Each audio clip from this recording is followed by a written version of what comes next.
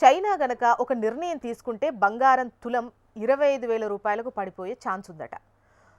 బంగారం ధరలు 1 ఇయర్ నుంచి చూస్తున్నాం ఎలా పెరిగాయో. గత సంవత్సరం మే నెలలో బంగారం ధర సుమారు 75,000 రూపాయలకు దగ్గరలో ఉండే కదా. ఇప్పుడు దాదాపు 25 నుంచి 30,000 వరకు పెరిగినటువంటి సిచ్యువేషన్. దీనికి ప్రధాన కారణం అంతర్జాతీయంగా బంగారానికి డిమాండ్ భారీగా ఉంది. అండ్ మరో ముఖ్య కారణం చైనాను కూడా చెప్పొచ్చు. చైనాకు చెందినటువంటి central bank people's bank of China దాదాపు 1000 మెట్రిక్ టన్నుల వరకు బంగారాన్ని లాస్ట్ 10 ఇయర్స్లో కొనుగోలు చేసిందని పలు అధ్యయనాలు చెబుతున్నాయి. ఎవ్రీ ఇయర్ దాదాపు 100 టన్స్ చొప్పున చైనా బంగారాన్ని కొనుగోలు చేసిందట. 2023లో మాత్రం చైనా అత్యధికంగా దాదాపు 250 టన్నుల వరకు బంగారాన్ని కొనుగోలు చేసిందని రిపోర్ట్స్ చెబుతున్నాయి. ప్రస్తుతం చైనా వద్ద దాదాపు 2300 టన్నుల బంగారం అందుబాటులో ఉంది. చైనా గడిచిన 10 సంవత్సరాల్లో విపరీతంగా బంగారం కొనుగోలు చేసింది. ముఖ్యంగా చైనా తన పెట్టుబడులను ఎక్కువగా బంగారం రూపంలో నిల్వ చేసుకునేందుకు ఇష్టపడింది.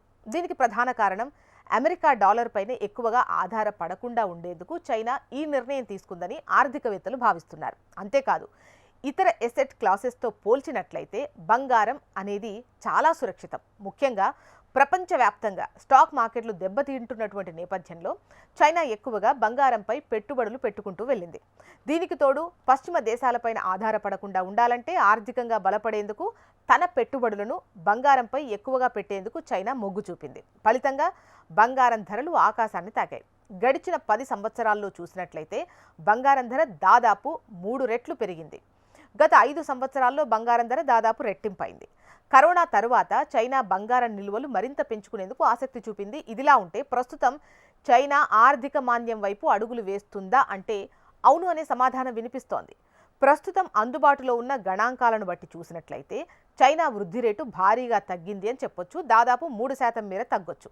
అలాగే చైనా పారిశ్రామిక ప్రగతి కూడా తగ్గుతుంది. దీనికి ప్రధానంగా అమెరికా విధించిన సుంకాల కారణం. ప్రస్తుతం చైనా ఆర్థిక ప్రగతి ప్రశ్నార్థకంగా మారింది అని చెప్పొచ్చు. ఈ నేపథ్యంలో చైనాలో నిరుద్యోగం పెరిగే అవకాశం కనిపిస్తోంది. ముఖ్యంగా యాపిల్ వంటి సంస్థలు చైనాను వదిలిపోతున్నాయి. దీంతో నిరుద్యోగం పెరుగుతోంది. ఫలితంగా చైనా ఈ సంక్షోభం నుంచి బయటపడాలి అంటే బహిరంగ మార్కెట్లో చైనా తన బంగారం నిల్వలను విక్రయిస్తే మార్కెట్లో భారీగా ధరలు తగ్గే అవకాశం ఉందనే వార్తలు వినిపిస్తున్నాయి. ఒక్కవేళ చైనా బంగారం నిల్వలను విక్రయిస్తే దాని పసిడి ధరలు సుమారు 20% మేర తగ్గే అవకాశం ఉంటుందని అంచనాలు వెలువడుతున్నాయి.